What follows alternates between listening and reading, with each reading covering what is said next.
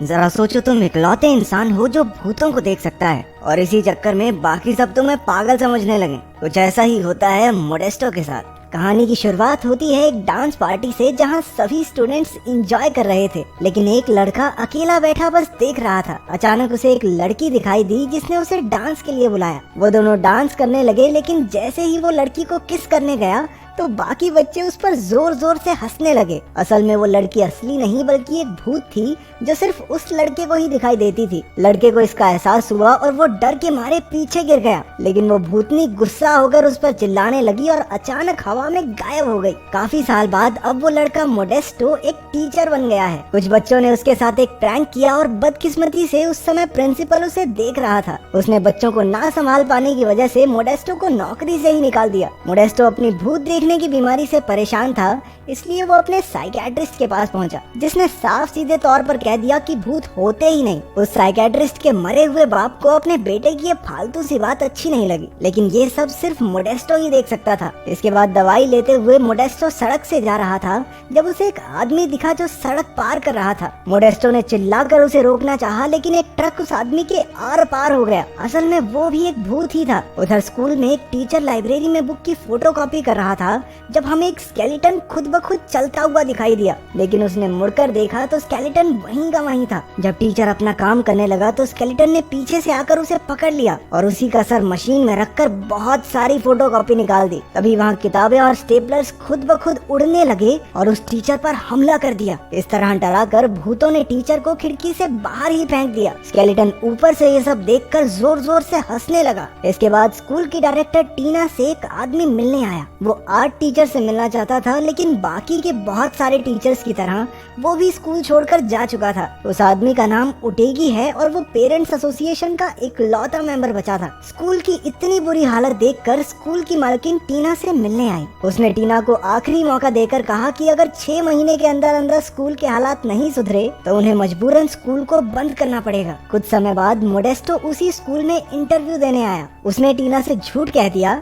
ना art schools ने निकाला थोड़ी है मुझे, वो तो मुझे पसंद नहीं आया इसलिए मैंने छोड़ दिए। इस समय टीना को टीचर्स की सख्त जरूरत थी, तो उसने मोडेस्टो को उसी समय ज्वाइन करने को कहा। इसके बाद वो पहली क्लास लेने जा रहा था जब उसने एक लड़की को उसे क्लासरूम तक ले जाने को कहा, लेकिन वो लड़की उससे डरकर भाग गई। चलते चलते मोडेस्टो एक पुरानी बंद पड़ी लाइब्रेरी तक पहुंचा। वहाँ उसे कुछ स्टूडेंट्स यूं ही घूमते हुए दिखाई दिए, जिन्होंने किताबें और कुर्सियाँ उठाकर बाकियों की तरह उसे भी डराने की कोशिश की, लेकिन उन्हें जल्द ही पता चल गया कि मोडेस्टो उन्हें देख सकता है। असल में वो स्टूडेंट्स नहीं बल्कि भूत थे। वो भूतों से पीछा छुड़ाकर सीधा टीना के पास पहुंचा। वहाँ उसे उन्हीं 5 स्टूडेंट्स की तस्वीरें दिखी जो कुछ साल पहले मारे गए थे। एक बार फिर से मोडेस्टो का पाला भूतों से पड़ गया था, इसलिए वो नौकरी छोड़कर स्कूल से भाग गया। उन स्टूडेंट्स और टीना ने उसका पीछा किया, लेकिन भूत स्कूल गेट से बाहर नहीं जा पाए। रात को टीना उसके घर आई और उसने कहा कि उसे मोडेस्टो की बात पर पूरा विश्वास है। वो बाकियों की तरह उसे पागल नहीं समझती। मोडेस्टो ने बताया कि उसने लाइब्रेरी में 5 भूत देखे हैं और उनमें मैरेवी नाम की लड़की तो प्रेग्नेंट है। टीना ने बताया जब उसकी मौत हुई तब भी वो प्रेग्नेंट थी। उधर कुछ शरारती बच्चे काला जादू करके भूतों से बात करने की कोशिश कर रहे थे। कुछ देर बाद डैनी और पिंक फ्लॉयड नाम के भूतों ने उन्हें किताबें और कुर्सियां हवा में उड़ाकर डराकर भगा दिया, लेकिन एल्सा नाम की लड़की बिना डरे वहीं बैठी रही। वो जॉर्ज से बात करके पूछने लगी कि उसकी मौत कैसे हुई थी। उधर टीना ने मोडेस्टो को बताया कि जब उसके पिता स्कूल के डायरेक्टर थे तब एक क्रिसमस पार्टी के दौरान 5 बच्चे डिटेंशन में थे। अचानक वहाँ आग लग गई और तेज म्यूजिक की वजह से फायर अलार्म सुनाई नहीं दिया, जिससे उन 5 बच्चों की मौत हो गई। तभी टीना और मोडेस्टो को भागते हुए बच्चे दिखाई दिए,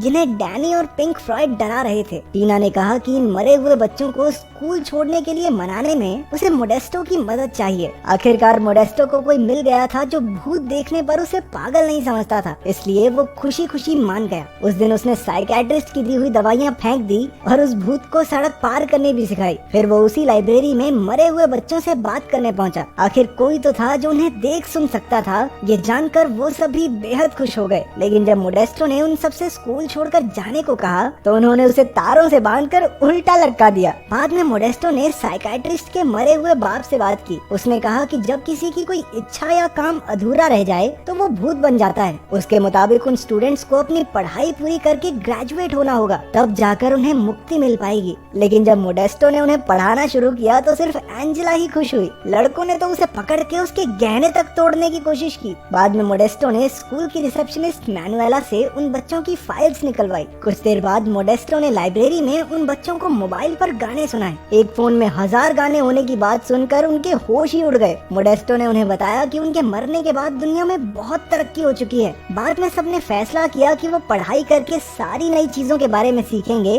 और आखिरकार इस दुनिया से मुक्त हो जाएंगे। लेकिन डैनी इसके खिलाफ था। अगले दिन मोडेस्टो ने देखा कि सभी स्टूडेंट्स पढ़ाई के लिए तैयार बैठे थे। उधर एल्सा जॉर्ज से बातें करते करते उसके प्यार में पड़ चुकी थी। वो दोनों एक दूसरे से फ्लर्ट करने लगे। एंजेला ने बच्चों को फंक्शन के लिए गाने की प्रैक्टिस करते सुना। मोडेस्टो को भी पता चला कि यह फंक्शन टीना के पिता के लिए है। डैनी ने एंजेला को गाने के लिए उकसाया और कहा कि भूतों की आवाज कोई नहीं सुन पाएगा। लेकिन पीछे से उसने माइक की आवाज तेज कर दी और एंजेला की भूतिया आवाजें सुनकर सब हॉल से भाग खड़े हुए। डैनी की इस करतूत से जॉर्ज और डैनी के बीच बहस छिड़ गई। डैनी ने गुस्से में जिंदा बच्चों की चीजें गिरा दी और एल्सा का लैपटॉप भी तोड़ दिया। एल्सा और जॉर्ज कंप्यूटर के जरिए एक दूसरे से मीठी मीठी बातें करते रहे। अगले दिन जब चारों भूत पढ़ाई कर रहे थे तब डैनी ने वहां आकर एक सवाल का सही जवाब दे दिया। तभी टीना वहां अपनी प्रॉब्लम लेकर आ गई और डैनी ने मोडेस्टो की खिल्ली उड़ाते हुए कहा कि वो तो टीना का कुत्ता है। टीना ने बताया कि स्कूल की मालकिन भी फंक्शन पर आने वाली है। उसे डर था कि अगर उसके सामने कुछ भी गड़बड़ हुई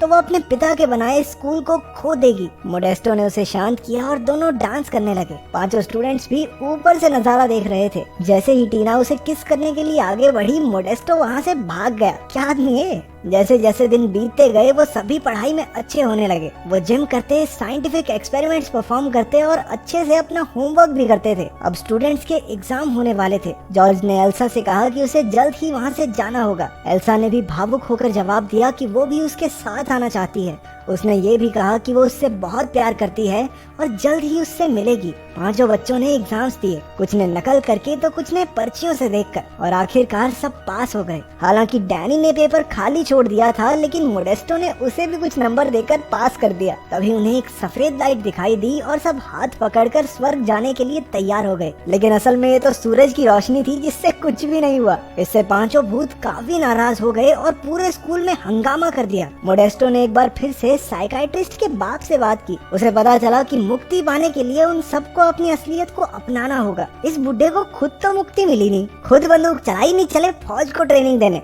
मोडेस्टो भागकर टीना से मिलने स्कूल पहुंचा, लेकिन ओटेगी और सभी पेरेंट्स ने मिलकर पूरे हंगामे का इल्जाम मोडेस्टो पर लगाकर उसे स्कूल से निकाल दिया। लाइब्रेरी में अपना सामान पैक करके उसने स्टूडेंट्स से कहा कि उन्हें अपनी अधूरी इच्छाएं पूरी करके खुद को अपनाना होगा, तभी उन्हें मुक्ति मिल सकती है। तभी खुलासा होता है कि क्रिसमस पार्टी में डैनी ने ही आग लगाई थी जिससे उन सब की मौत हुई। उसने आज तक कुछ नहीं बताया क्योंकि वो नर्क नहीं जाना चाहता था। उधर टीना और मोडेस्टो की भी बहस हो गई। स्कूल में टीना बार बार मोडेस्टो को कॉल कर रही थी। उसने मैनुएला से अनाउंस करने को कहा कि पांचों मरे हुए स्टूडेंट्स उसे लाइब्रेरी में मिले। टीना ने उन्हें मोडेस्टो के जाने की खबर दी। पांचों भूत भी उसे याद कर रहे थे, इसलिए पिंक फ्लॉयड मैनुएला के शरीर में घुस गया और मोडेस्टो को कॉल करके स्कूल में वापस आने को कहा। लेकिन मोडेस्टो वापस आने के लिए तभी माना जब उसने सुना कि टीना उससे प्यार करती है। बाद में एंजेला मैरीवी को एक लेटर देती है जो 20 साल पहले उसके बॉयफ्रेंड ने गलती से एंजेला के लॉकर में डाल दिया था। फ्रॉयड ने लेटर पढ़ा जिस पर लिखा था कि वो मैरीवी से शादी करके